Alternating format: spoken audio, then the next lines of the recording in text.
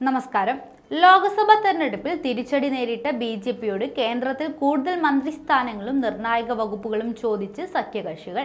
ടി.ഡി.പി, ജെ.ഡി.യു, എൽ.ജെ.പി, ശിവസേന തുടങ്ങിയ പ്രധാന സഖ്യകക്ഷികൾ മുതൽ ജിതിൻ റാം മാഞ്ചിയുടെ ഹിന്ദുസ്ഥാൻ ആവാമി മോർച്ച വരെ മന്ത്രിസ്ഥാനത്തിനും പ്രധാന വകുപ്പുകൾക്കുമുള്ള സമ്മർദ്ദം ചെലുത്തുകയാണ്. ഇന്നലെ ചേർന്ന യോഗത്തിൽ എൻ.ഡി.എ സഖ്യത്തിന്റെ നേതാവായി നരേന്ദ്രമോദിയെ ഐക്യകണ്ഠേന തെരഞ്ഞെടുത്തു. അടുത്ത സർക്കാർ രൂപീകരിക്കാൻ എൻ.ഡി.എ വെള്ളിയാഴ്ച അവകാശവാദം ഉന്നയിക്കുമെന്നും സത്യപ്രതിജ്ഞ ശനിയാഴ്ച നടക്കുമെന്നാണ് പ്രതീക്ഷിക്കുന്നത്.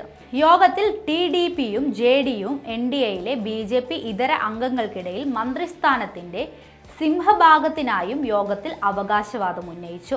ബി.ജെ.പിക്ക് സ്വന്തമായി ഭൂരിപക്ഷം ലഭിക്കാത്തതിനാലും പുതിയ സർക്കാർ രൂപീകരണത്തിന് 12-16 സീറ്റുകൾ അനിവാര്യമായതിനാലുമാണ് എൻ ചന്ദ്രബാബു നായിഡുവിന്റെ ടി.ഡി.പിയും നിതീഷ് കുമാറിന്റെ ജെ.ഡി.യുവും കിങ് മേക്കർമാരായി ഉയർന്നത്. ഇതോടെ പ്രധാന പദവികൾ തന്നെ ആവശ്യപ്പെടാൻ ഇരുവരും തീരുമാനിക്കുകയായിരുന്നു.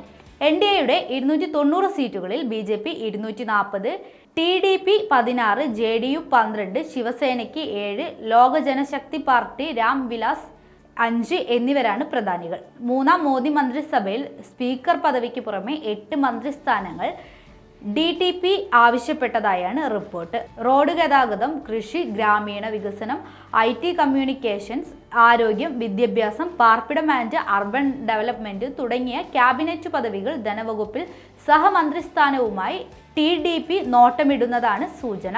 കൂടാതെ ആന്ധ്രാപ്രദേശിന് പ്രത്യേക സാമ്പത്തിക പാക്കേജും സംസ്ഥാന തലസ്ഥാനമായി അമരാവതി വികസിപ്പിക്കുന്നതിനുള്ള ഫണ്ടും ടി.ഡി.പി ആവശ്യപ്പെട്ടിട്ടുണ്ട്. 4 ക്യാബിനറ്റ് മന്ത്രിസ്ഥാനവും 2 സഹമന്ത്രിയും വേണമെന്നാണ് ജെ.ഡി.യു ആവശ്യം. റെയിൽവേ, കാർഷിക വ്യവസായം, ഗ്രാമവികസന മന്ത്രാലയങ്ങൾ എന്നിവയാണ് ഇവർ നോട്ടമിടുന്നത്.